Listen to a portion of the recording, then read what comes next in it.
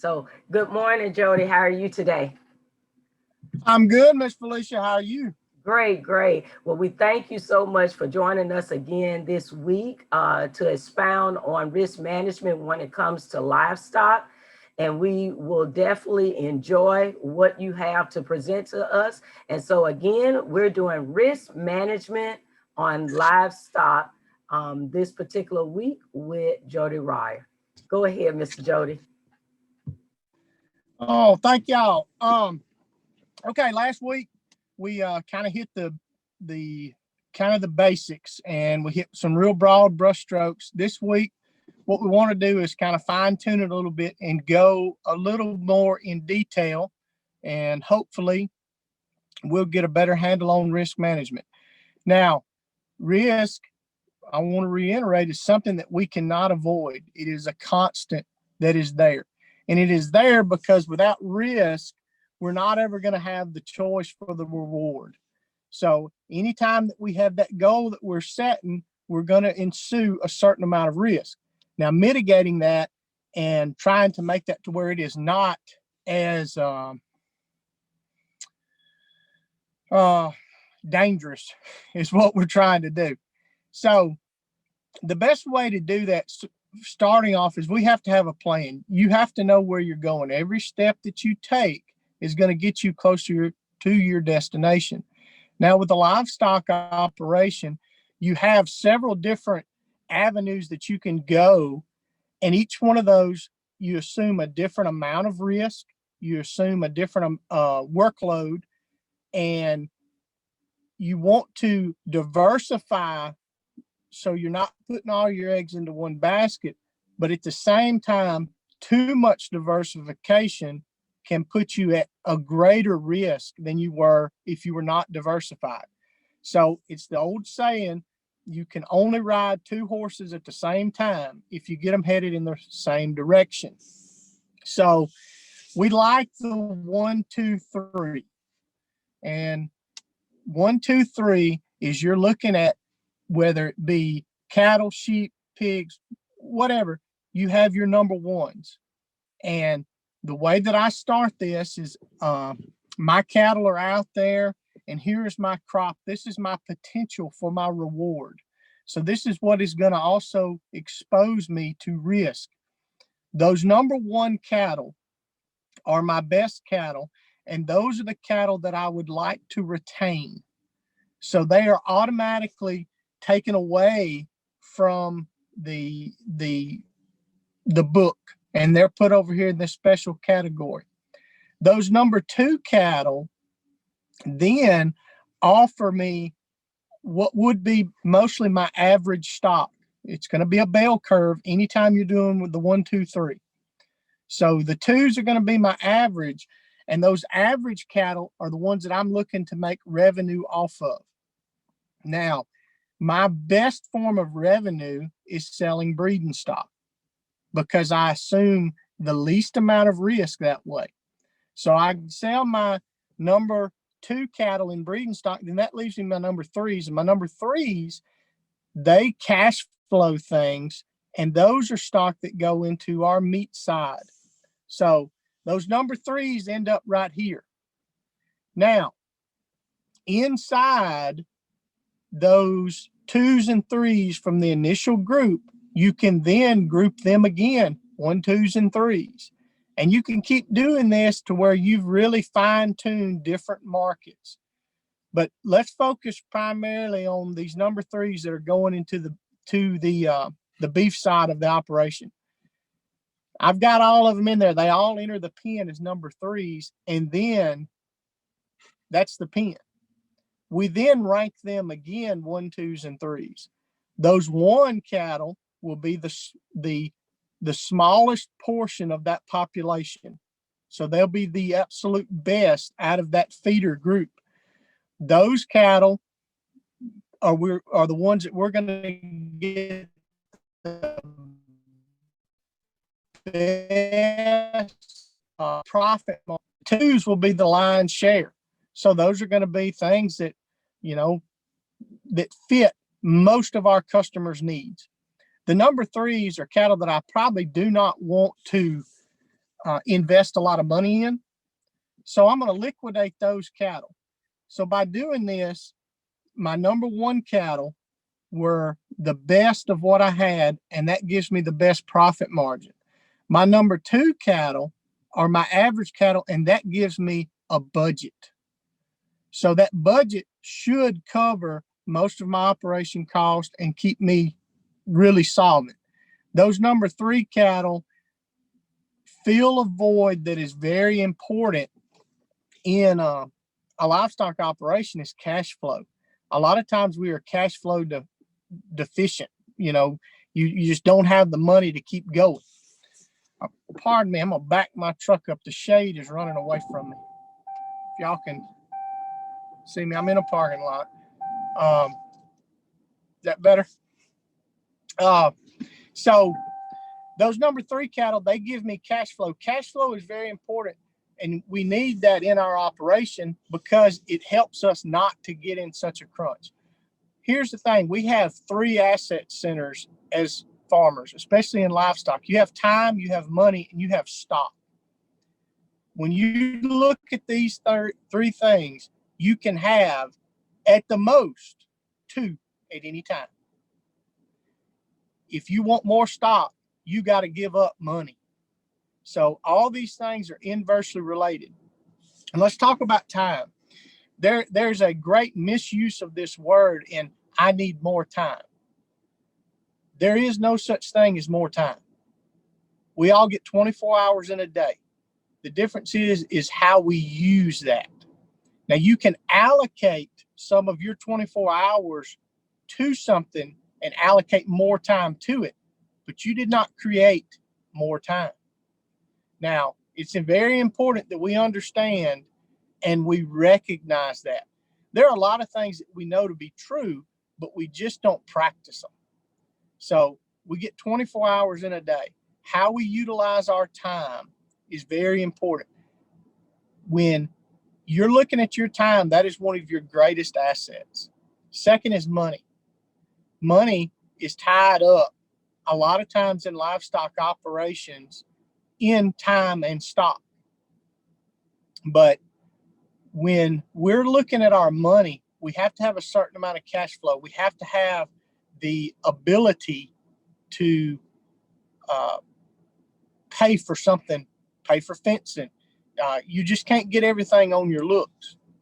Now, stock is not just livestock, but it's all of these appreciable assets. And anytime that we take on more stock, it takes more time and more money.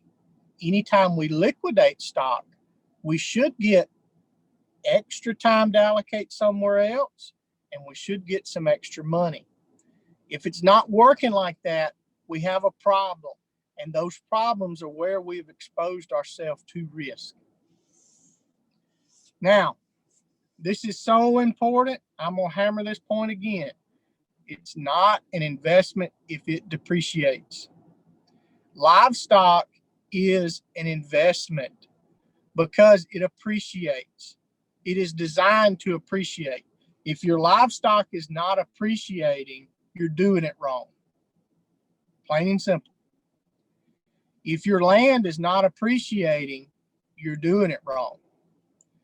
And it seems odd, but there are a lot of situations as farmers where we make decisions where we're actually depreciating the stock, our land, our livestock. Now, the truck and the trailer, the hay and the tractor in this picture are all things that are necessary to work, but they are not investments. They are assets, but they're not investments. So when we're looking at that time, money, and stock, the stock is where we can have the biggest payback on our dividends. It's going to save us time, save us money. It will make us money. We have to be diligent when we manage time, money, and stock. But as livestock producers, that stock is the heart of what we have to do. Now, I saw that there was a question that popped up right there, so I'm going to stop right here and I'm going to kind of address that point a little bit more. And it was about time management. It was just a blip, so I apologize. I didn't get to read it all. Back to that destination part, the steps that we take. As farmers, we have a very bad habit of not being honest with ourselves in the fact of what we can do in a day. We attempt way too much for one lifetime. So all that amounts to is day after day after day, we're overloading our wagon. I'm overloaded today, right now. I think your name was Russell. I was up this morning before daylight catching steers to take them to the processor to make it back to Lena to have cell phone service to do this, so I can go back, drop the livestock trailer that's behind me, go pick up a welding trailer, and I'm going to be 2 hours late, starting in the heat of the day with a welding hood on. But right now I have sunshine, and sunshine is the greatest thing that we have, but it's also the downfall because we get excited about sunshine and we play this game of kill ourselves. We can only burn the candle at both ends so long. I've been guilty of burning it on both ends and taking my pocket knife and whittling the wax out of the middle and trying to light it there. We need to be honest with ourselves. And as far as time management in a livestock operation, right now there's a very popular thing, and it's a good thing. It's intense rotational grazing. It is a good thing, but it is not for everybody. I don't like intense rotational grazing. There's a guy, he calls it managed intensive grazing. And I think that's a lot better because he's focusing on the management part. You need to be honest with yourself. If you're not willing to go out there and move that electric fence and move that stock and really be on top of it, don't start. Be honest with yourself, because what you're going to have is underperforming livestock. You're going to be frustrated. You're going to allocate time and money into assets that are depreciating. Those fence chargers, that electric fence, all those posts, the water, all that will be depreciating, and you're not going to be getting the results that you want out of it. So as we design how we're going to go, where we want to end up, time value, time, money, and stock, the value of that is we need to be honest in what we're willing to do for it.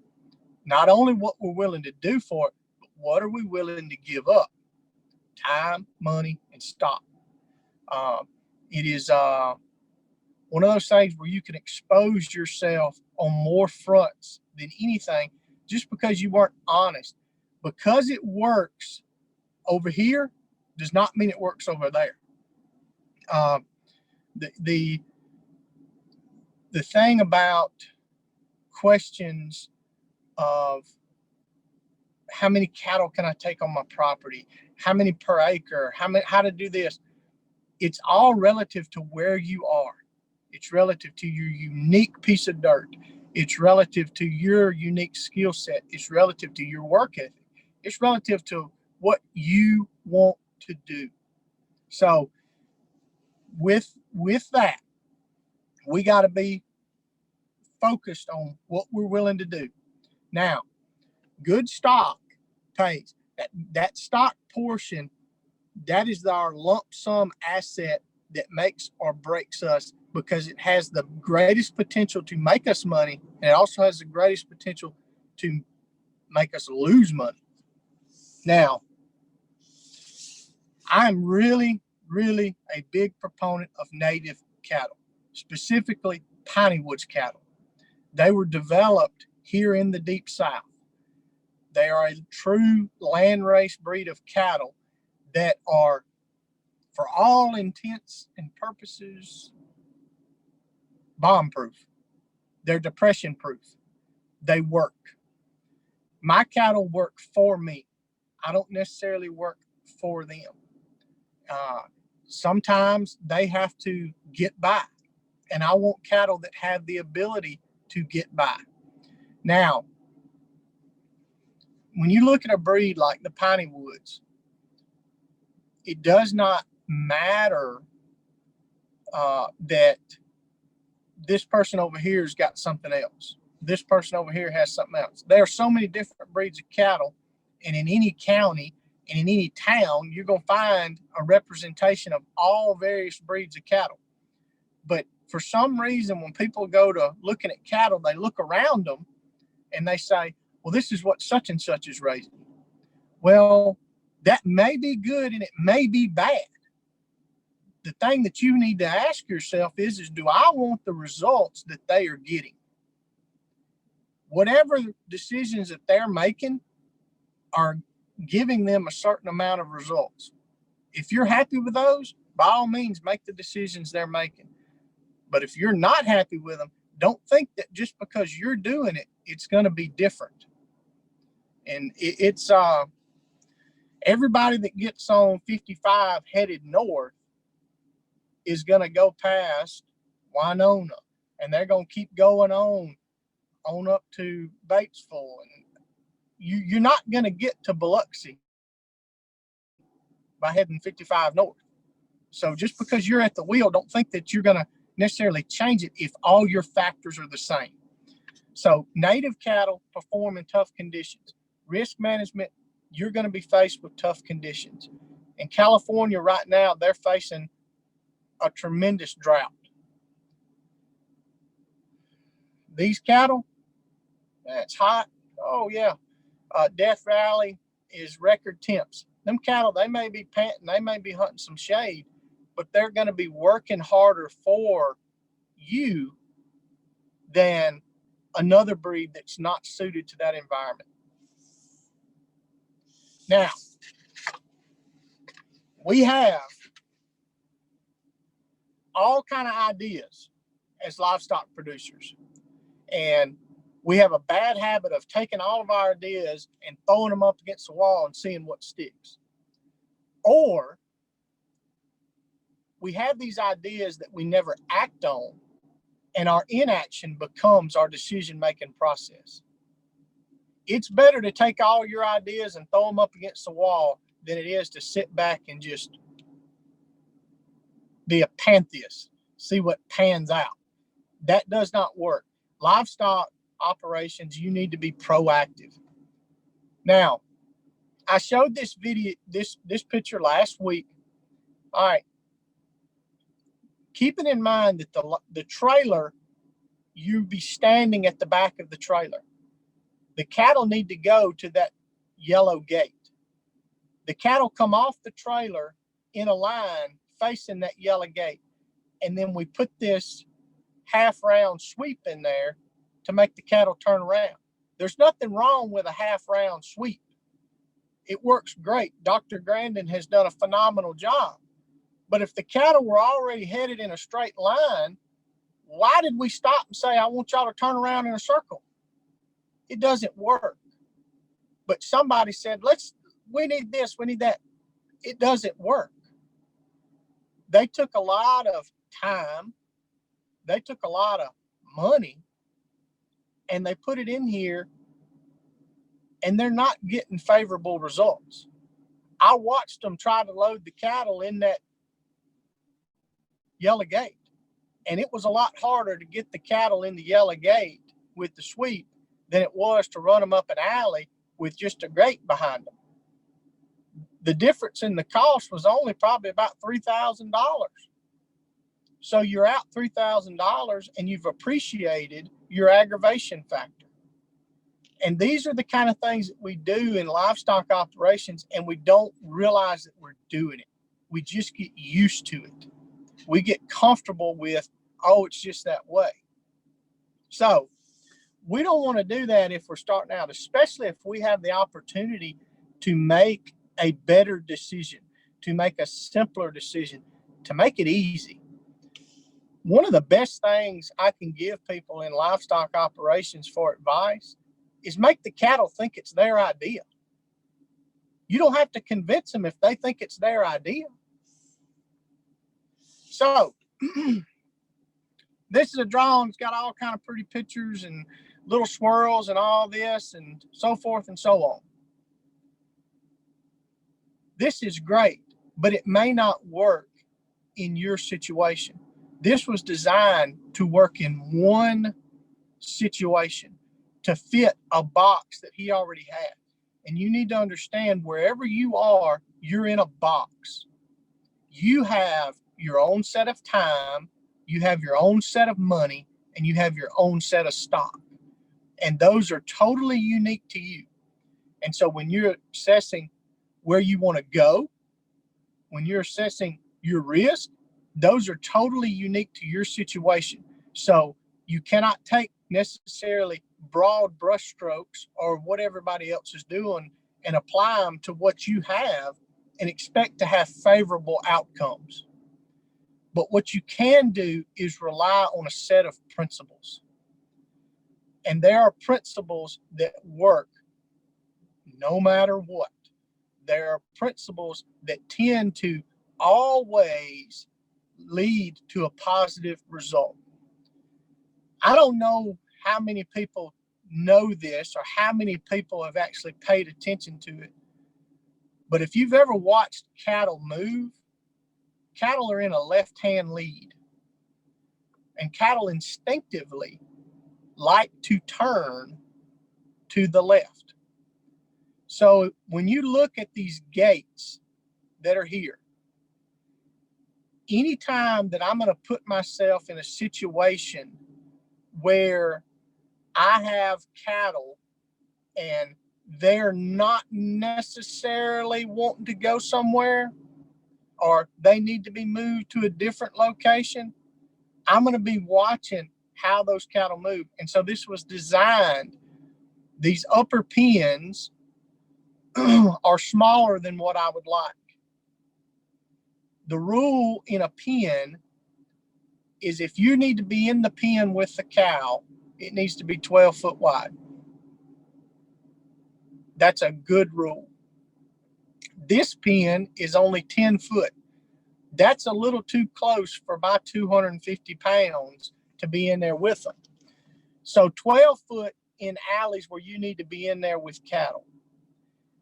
But you'll see that the arrows, when they come down there to that bottom left-hand corner, the cattle are turning left. Instinctively, they're wanting to do that, and that is their idea. I have not fought them to do it. The next dimension is 6 foot. You can use 6 foot if you're going to be behind the cattle. The next dimension is 3 foot. 3 foot, you're not going to be with the cattle. You don't want to be in there with them. It's too close. So here we are right here in this pen. Now, which way are the cattle turning? They're turning to the left. It is not that cattle are incapable of turning to the right. Not at all. But when cattle instinctively want to turn to the left, Jody's going to let them turn to the left every time if I can do it. I don't want to fight them. It's not about a game of wheels. This is about achieving our goal. 12 foot if you have to be in there with the cattle and the cattle need to bypass you. 6 foot if you're going to be behind the cattle. Your trailers are 6 foot. You don't want to get in a trailer with a grown cow. There's not enough room for you and them. 3 foot, the cattle are contained and you can move them forward by exterior pressure. So those are 3 little dimensions that are principles that will always work. It doesn't matter if you can take those 12 foot, 6 foot, 3 foot and have that to where you can build on that and be highly successful in handling cattle. Now, cattle containment. We've moved past the boring part, where we talk about math and that kind of stuff. Now we're moving into the the finer points of what I get a lot of questions on. There are all types of manner of ways to contain cattle for working. Now, it is surprising to me the people that call and are interested in livestock and they say, well, I need to get my fences built and I'll be ready for them. Well, if they don't have fences built, they don't have any way to work their cattle. And I'm almost 99% sure of that every time. And people have this idea that I'm going to implement this set of protocols and I'm not going to have problems.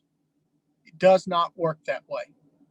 You can be the best rotational grazer. You can letter, chapter, and verse every grazing holistic management practice, and you're still going to have a sick animal. You're still going to have something that needs to be worked on. You're still going to find yourself needing what's in this picture.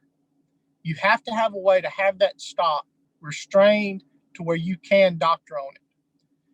And on Facebook, there's a plethora of internet geniuses that will tell you, oh, I don't worry about that. We do this. We don't have those problems. That's garbage. Everybody will have problems. If you got cows that are worth anything, they have feet.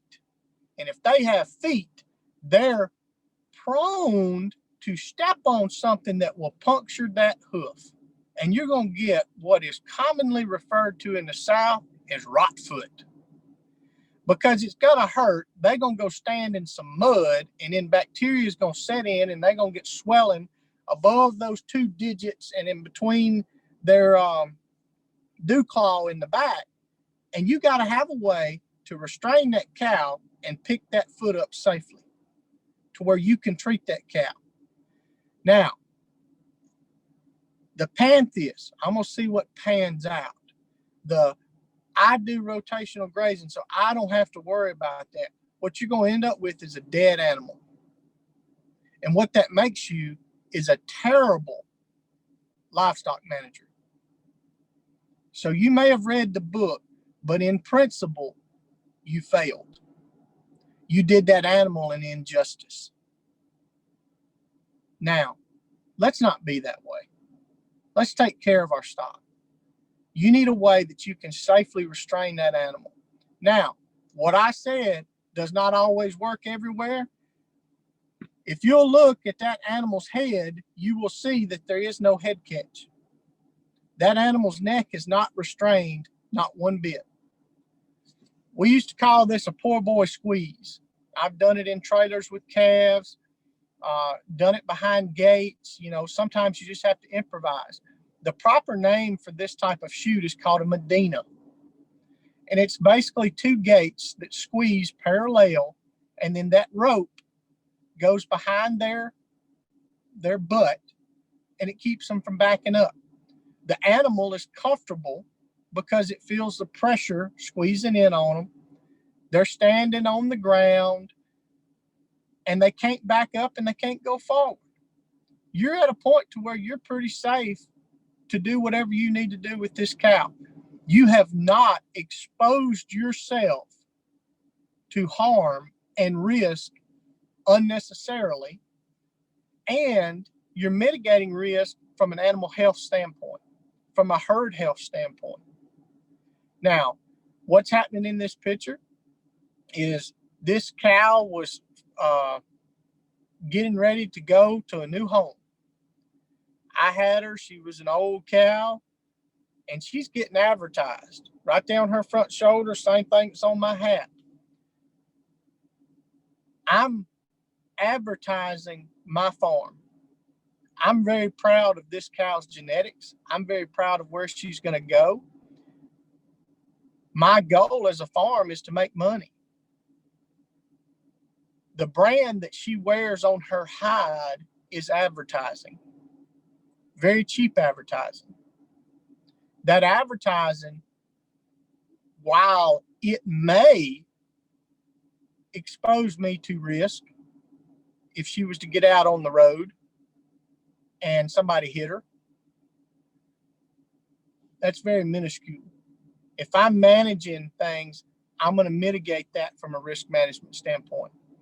But what it does do for me is she's more likely to be stolen. Good animals are very likely to be stolen. We don't like to talk about that. That's something that is, that's only in the Westerns, cattle rustling.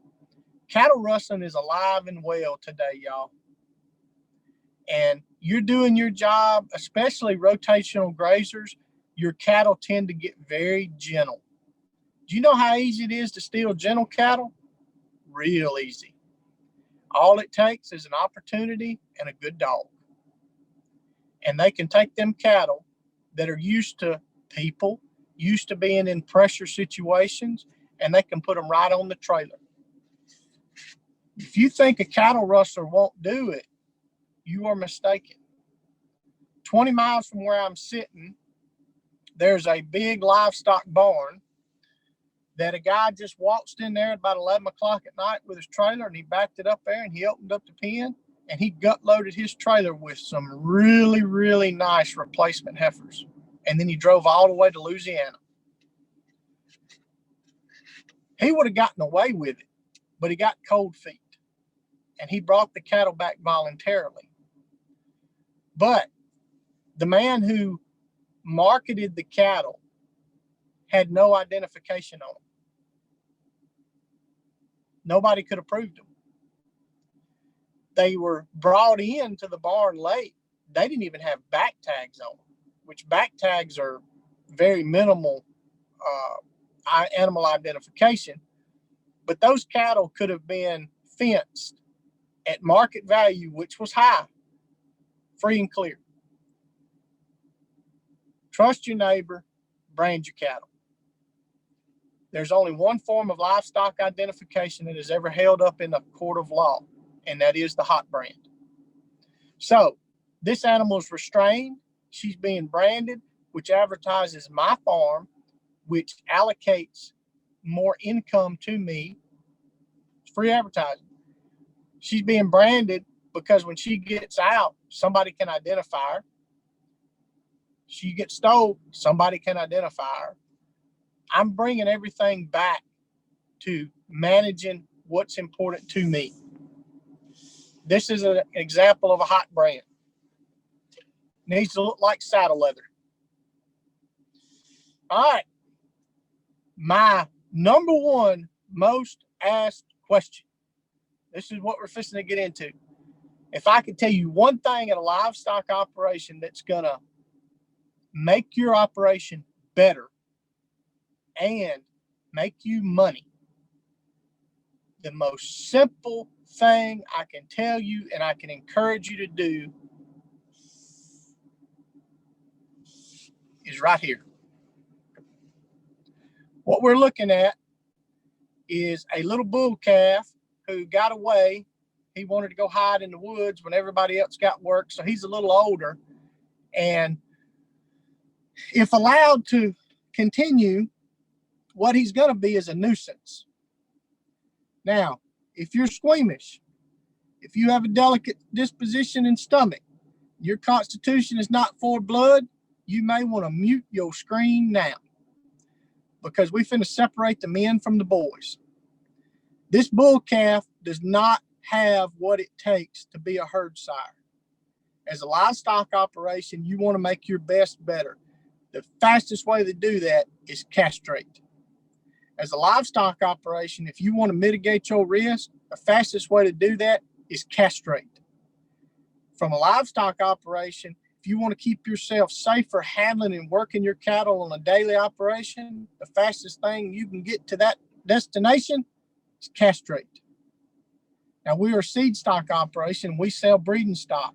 So bulls have economic value for me, but only the very best. This bull does not have what it takes. Now, when you're doing this, there are things that you need to remember. You see that bull, that bull is restrained in the same Medina hens that we saw earlier. This is my surgical tool of choice. There are a lot of different ways to castrate. I use a knife because it is the most effective, it is the safest, it is the cheapest, it is the best. There's a very wrong opinion about bloodless castration is superior. It's not. This right here is called tailing them. This animal is in neutral. If you take the animal's tail and bend it over its back, you have cut down almost all of its motivation to kick. It's very important when you're going to be back there that you don't get kicked. Take the bottom third of the scrotum between your thumb and your index finger and give it about a half a twist. When you do that, you push the testicles up into the scrotum, and you've created a great place for you to make your incision and keep your hands safe. Now, you can see in this picture how important it is to have those cattle tailed. You can do it from the side of the chute where I am. Most of the ones I cut like this. Anytime we do day work for other people, you're actually behind the cow, the bull. You're behind the animal. Let's say it like that. 1/3 of the scrotum, twist, make your incision. This is what you get. Both testes should drop. You then take your index finger and thumb, grab, take your other one and push the membrane around and pull it down till you feel one pop. When you feel the first pop, what you have done is constricted the blood flow and the surface area of that, the word escaped me, the spermacord. So that's where all your liquids are. That's where your blood is. You're essentially doing the same thing you would with a pair of forceps, but you've pulled it and stretched it and made its orifice smaller. And then you cut the ligament that holds it. Now, for many years, I just pulled, and you could break the ligament. If you break the ligament, you can actually, it goes up there around their liver, and you can actually do some damage there. So always be making your best better. Your cattle, yourself. That's the best way to make yourself less susceptible to risk. So by making that second cut and cutting that ligament, I now have not damaged further up the line.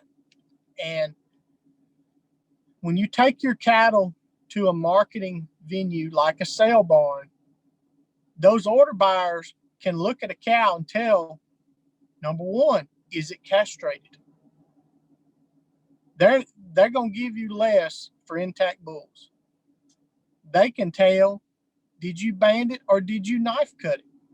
They will give you more money for knife cut steers. They can tell, did you pull that ligament and damage or did you cut it?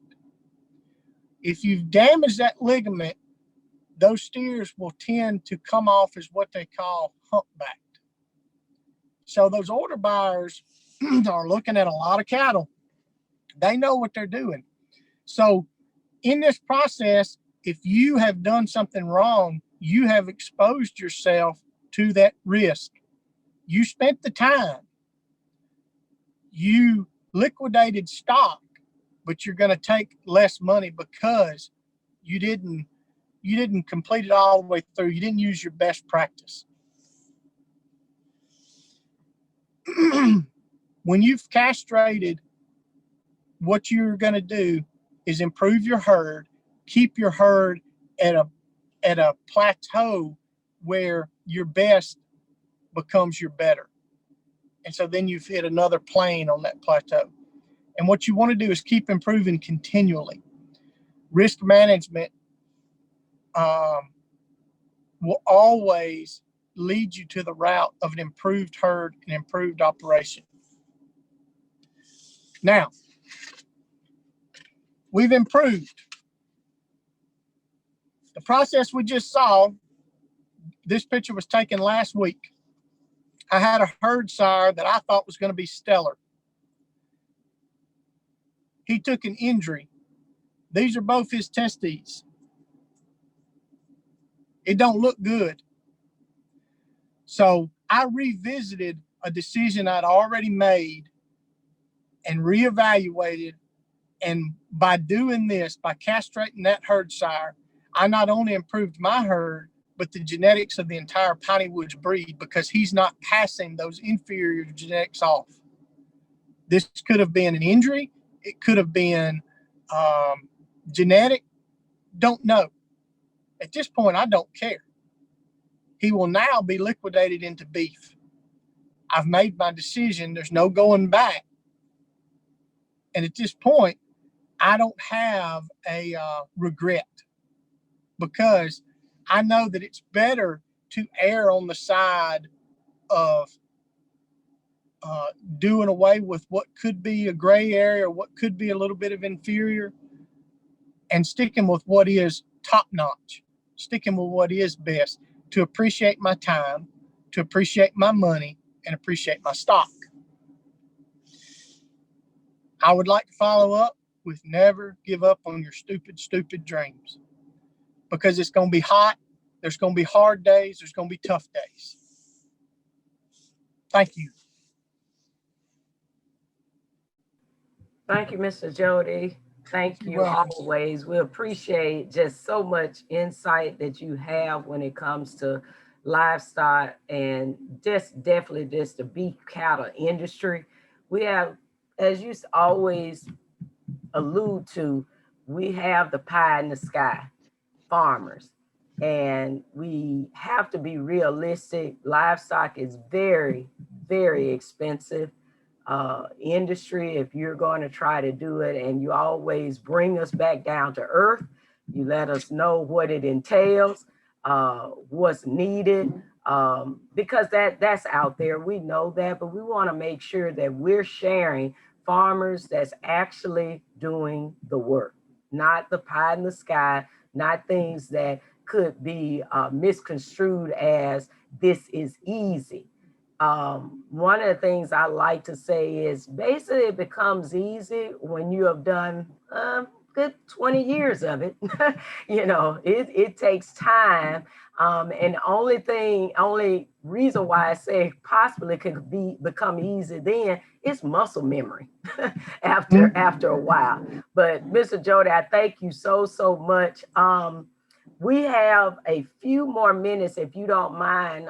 We did have questions come in, and sure, if I can ask those questions to you to get them answered for our participants. So let me see, let me make sure. I know you talked about time management. Again, we always is grateful for Mr. Russell Bean from Tuskegee University. He's on here, and you talked about time management. He was throwing that in there just to kind of give full context. He was saying that is the most difficult task for people. Absolutely. And you answered that, yes. And then I think he kind of, when you went into talking about, I just lost my thought, but your pens, yeah, when your pens, yes. And he was saying that also minimized the risk of getting hurt. So he was just bringing that to the light. And then we have a statement, 70% of feet issues result from poor structure above, and few people understand structure. You want to expound on that? Cattle conformation and what makes a good sound animal is an elusive unicorn. It's very often misunderstood. People get sidetracked on shiny objects, and a lot of times if you look at the predominant breeds in the industry, I don't want to throw a rock at any one of them because we're all in the same boat. But at the same time, some of them had made some very serious mistakes on conformation because they've erred on swinging their pendulum too far to one carcass characteristic or this. And anytime you get in a situation where you're selecting for a trait, you're gonna eventually get that trait, but you're gonna take a host of negative traits with it. So when you're looking at an animal, good sound feet, intact hooves that are planted in the right spot, they need to be structurally in the right place. You know, you could have a perfect leg, but you push it in the middle of the cow and it's not going to work. And I know that's an extreme example, but they need to have really good parts in the right place. If you take an animal that has a pinched heart girth, not only is that going to sacrifice your carcass quality and the overall value of your animals, but that is gonna they have to offset their leg structure and their feet stance to support their weight, and so they're unbalanced. And balance is a word that you hear a lot, and I would suggest anybody go to stock shows and listen to livestock judges give reasons, because although their reasons are geared at showy animals, what they're looking for is that elusive, perfect animal, which does not exist. But you want to see the strengths and the weaknesses of an animal. That way you can evaluate, hey, this animal is not tracking correctly, which means, you know, that their feet aren't faced like they should. They're pigeon-toed or they're duck-footed. And so when they're walking, their gait is not correct. Well, if their gait's not correct, they're in a strain walking. A bull is going to be at a strain to service cows. A cow is going to be in a strain to support the bull's weight while being serviced. And all that, like the participant said, it comes back down to those feet and you see problems. Yes. Thank you so much. And I know we did that for many years, not realizing that we were getting educated for a long time, was getting into 4-H just with the younger children. And because I was raised on beef cattle farm, but then we switched over to sheep. And particularly the picture behind me, the Gulf Coast native sheep, that I call grazing partner and counterpart is the Piney Woods cattle. But we didn't know that. And of course, the Gulf Coast native sheep is not within 4-H. It was pushed out many years ago because the smaller frame. Mm-hmm. But you're right, when it comes to livestock judging, wow, it could teach you a lot. So I would ask people, if your children, grandchildren want to get into yes, a lot of money and time and stuff, it wears on you, but it's the lessons that can benefit your farm in the end and stuff. Just really, like Jody said, listening to what they say, to all the participants that are there, not just your animal, but just listen and watch what they say, what they do, where they touch the animal at, and so forth. So I thank you for that, Jody, because I didn't realize that at first until now we're on the back end and we're actually raising those particular animals and stuff. The next question was, why would they, let me go back to it. Why did they give more for the knife cut than banding? Well, and when you ask a cattleman about it, you're going to get a lot of different answers. And I'm going to try to give you the humor in how they say it, but everybody can count to 2.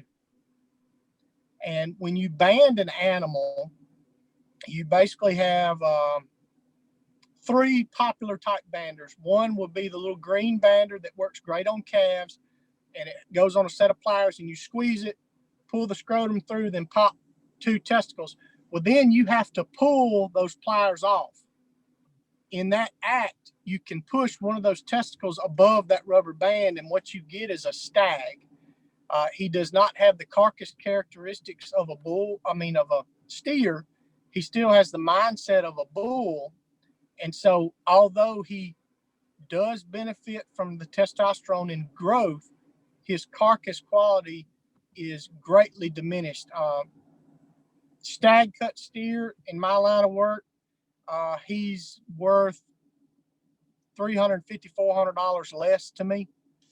So the other two banders, one of them is called a California bander collectively. It's usually used on bigger animals, and those bands are pretty effective, but they have a surgical tubing that goes around, and it has a special little wire that you go around the scrotum. You sense the surgical tubing, and then you put it on a little stainless clip. The worst herd health situation I've ever seen was from a slipped California bander. And what happens is the tissue gets necrotic enough, especially in the heat, which you'll see a lot of people use banders in the heat. And the surgical band was either abraded or it was old. For whatever reason, it broke. And there's a little flap where the band hangs. If they hung that band on something, which cows tend to get into rough areas, that band can then slip on that necrotic tissue, and that stainless clip will then make an insertion, and it'll peel off that scrotum. All of that tissue in there is exposed, and it cannot drain properly because the constriction of the band has acted like a set of forceps. So then you get swelling and a necrotic tissue thing. It's really bad. And so that animal then has to be brought in, doctored, and you have to revisit that whole situation. And it's usually a surgical application to remedy that. The third one is actually a brand, and it's called a Calicrate bander, and it works like a ratchet. It's kind of a little bit of the both worlds. They're not very popular in my area. I'll be honest, I've never even held one, but I do know that in the industry they're widely used. But from a marketing standpoint, order buyers usually will discount banded steers because it is easy to lose a testicle and then you have a stag. And also the depending on when they were done, they know that they're accepting a great risk. If you knife cut, that whole process takes 30, 45 seconds, and within about 5 minutes that steer is either right as rain or there's a problem. You know it pretty immediately. Either he went down there and laid in, he's not feeling good or something, or he's froggy and bouncing and going. You just don't see a lot of problems with knife cut. It's usually over and done with. With the banding, it takes weeks, sometimes a month, and that necrotic tissue is very sore to them. They'll sometimes go off feed. They'll get droopy. Order buyers, they don't need those problems. They're just assessing their risk.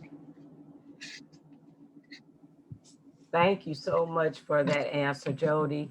We appreciate so much, just appreciate everyone always joining us for these risk management workshops. I wanted to remind everyone that joined us today that, again, this will be uploaded to the NCAT ATTRA YouTube channel for viewing at a later date. Of course, give us a few weeks. We like to edit and make sure that we're placing things on that site that's up to par. And so just give us a few. It won't be up tomorrow. So I just want to make sure I give that disclaimer. But please just revisit, if you have not, visit the NCAT ATTRA YouTube channel to get all of our videos from the various specialists around the country. But we want to thank Mr. Jody today for just being here. We always appreciate his expertise when it comes to livestock and farming in general, because as we all know, most farmers wear many hats. So we're not just livestock producers. It's many things, accountants, managers, the list can go on. And we like to bring that out when we share our platform with our farmers to let people know that it's not just raising animals. It is so much more to it than that. And Jody have shared that with us today.